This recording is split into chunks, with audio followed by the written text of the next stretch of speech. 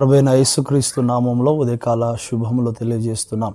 ఈ ఉదయకాల సమయంలో దేవుని వాక్యం వింటున్న నా ప్రియమైన దేవుని బిడ్డలారా, మీ అందరికీ దేవుని యొక్క శుభములు ఆశీర్వాదాలు కలుగు చేయబడును గాక. మంచిది. కీర్తనల గ్రంథము 127వ అధ్యాయము 8-9 వచనాలలో దేవుడు చక్కటి మాటను ఇక్కడ జ్ఞాపకం చేస్తున్నాడు. కీర్తనల గ్రంథము 107వ అధ్యాయము 8-9 వచనాలు. ఆయన కృపను బట్టి నరులకు ఆయన చేయు ఆశ్చర్య కార్యములను బట్టి వారు యెహోవాకు కృతజ్ఞతాస్తుతులు చెల్లించుదురుగాక. ఏలయనగా ఆశగల ప్రాణమును ఆయన తృప్తిపరిచి ఉన్నాడు, ఆకలి గురిన వారి ప్రాణమును మేలుతో నింపి ఉన్నాడు. మంచిది. ప్రియమైన దేవుని బిడ్డలారా, ఉదయకాల సమయంలో దేవుడు చక్కటి వాగ్దానాన్ని చేస్తున్నాడు.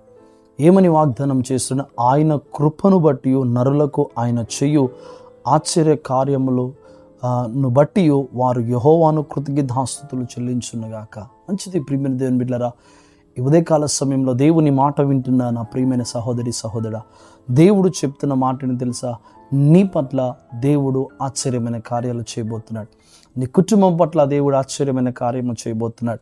ఆయన కృపను బట్టి, దేవుని కృప మన మీద మన కుటుంబాల మీద ఉండబోతుంది కనుక ఆ కృపను బట్టి నీ కుటుంబంలో, నీ బిడ్డల జీవితంలో, నీ యొక్క పరిస్థితిలో దేవుడు ఆశ్చర్యమైన కార్యాలు చేయబోతున్నాడు. God is going to give a wonderful gift for you. ఈ ఉదయకాల సమయంలో దేవుడు చక్కటి బహుమానమును కృపను బట్టి, ఆయనను కృపను బట్టి ఆయన సన్నిధిలో వేడుకుంటూ, ఆయనను కొరకు ఎదురు చూస్తూ, ఆయన కొరకు నిరీక్షణ కలిగి, పట్టుదల కలిగి ప్రార్థన చేస్తున్న నీకు దేవుడు చెప్తున్న మాట ఏంటి తెలుసా? ఆయన కృపను బట్టి నీ మీద కనికరమును చూపించి నిన్ను దేవుడు ఆశ్చర్యమైన కార్యాలు దేవుడు చేయబోతున్నాడట. అందును బట్టి యెహోవాకు కృతజ్ఞతాస్తుతులు చెల్లించుదురుగాక. అందుకే రెండోది ఏమంటాడు? ఏలయనగా ఆశగలే ప్రాణంను ఆయన తృప్తిపరిచి ఉన్నాడు, ఆకలి గురిన వారి ప్రాణమును మేలుతో నింపి ఉన్నాడు. ఏ ఆశ కలిగితే దేవుని సన్నిధిలో ఎదురు చూస్తున్నావో, ఈ ఉదయకాల సమయంలో ఏ ఆశ కలిగి, ఏ ఆలోచన కలిగి, ఏ కార్యము కొరకైతే దేవుని సన్నిధిలో ఎదురు చూస్తున్నావో, దేవుడు అంటున్నాడు తెలుసా? ఆశ కలిగే ప్రాణాన్ని తృప్తిపరుస్తానంటాడు. God is going to give a wonderful gift. ఒక శాశ్వతమైన ఆశీర్వాదము, శాశ్వతమైన కృప నీ జీవితంలో దేవుడు కలగ చేయాలి అని ఉదయకాల సమయంలో దేవుడు కోరుకుంటున్నాడు. అందుకని ఆయన కృపను బట్టి, ఆయన కృప నీ మీద నిరంతరము ఉండునుగాక. ఆయన కృప నీ బిడ్డల మీద నిరంతరం ఉండునుగాక. మంచిది. ప్రియమైన దేవుని బిడ్డలారా, నువ్వు ఏ విషయంలో ప్రార్థన చేస్తున్నావు, ఏ విషయంలో పోరాడుతున్నావు, ఏ విషయంలో దేవుని సన్నిధిలో గోజాడుతున్నావు? అయ్యా, నా జీవితంలో, నా కుటుంబంలో ఈ పరిస్థితిలో నుంచి నేను బయటికి రావాలి ప్రభువా, నా కుటుంబంలో నుంచి ఈ స్థితిలో నుంచి నేను ఒక అడుగు ముందుకు వేయాలి ప్రభువా. అయ్యా, నా పరిస్థితి ఎంత విశ్వాసముగా, నిరీక్షణ కలిగి, పట్టుదల కలిగి నేను ప్రార్థన చేస్తున్నా, కానీ నా జీవితంలో చూడలేని కార్యాలు ఎన్నో ఉన్నాయి. అంతే దేవుడు అంటున్నాడు, ఆయన కృపను బట్టి నరులకు ఆయన చేయు కార్యములు ఎంతో ఉన్నతమైన. దేవుడు నీ పట్ల ఉన్నతమైన కార్యములను దేవుడు జరిగించబోతున్నాడు. ఈ కుటుంబం పట్ల దేవుని కార్యాలు జరగబోతున్నాయి.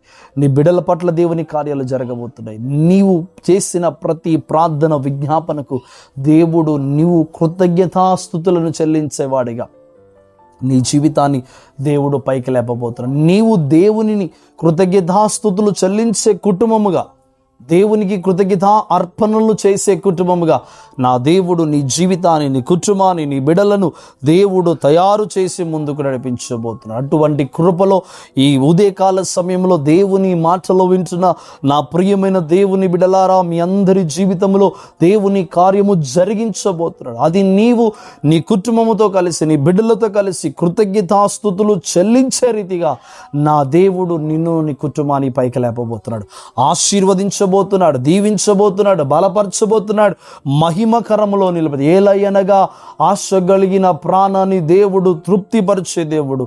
ఏ ఆశ కలిగి, ఏ ఆలోచన కలిగి, ఏ కోరిక కలిగి, ఏ స్థితి కలిగి నీవు దేవుని సన్నిధిలో పోరాడుతున్నావో ఆ ఆశ నీ జీవితాన్ని కృతజ్ఞతాస్తుతులు చెల్లించేదిగా ఉంటుంది. దేవునికి ఎప్పుడు కృతజ్ఞతాస్తుతులు చెల్లిస్తామో తెలుసా?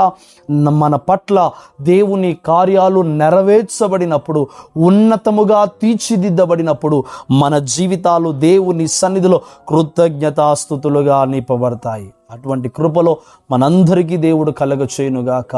ఆమేన్, ఆమేన్, ఆమేన్. మంచిది. మనం అందరము తల వంచుకుందాం. మీరందరూ అనుకోవచ్చు, మరి గడిచిన 3 దినం నుంచి మరి సని బాబు వస్తున్నాడు, మరి అమ్మ కనపడలేదని, మరి అమ్మకి కొంచెం బాగోలేదు.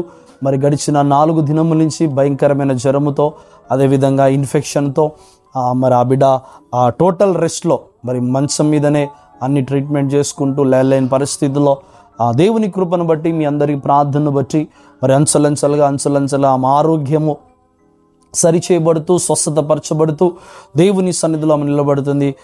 తిరిగి వచ్చే ఆదివారం నుంచి తిరిగి దేవుని సన్నిధిలో ఆ బిడ్డ కనపడాలని మీరందరూ ప్రార్థన చేయండి.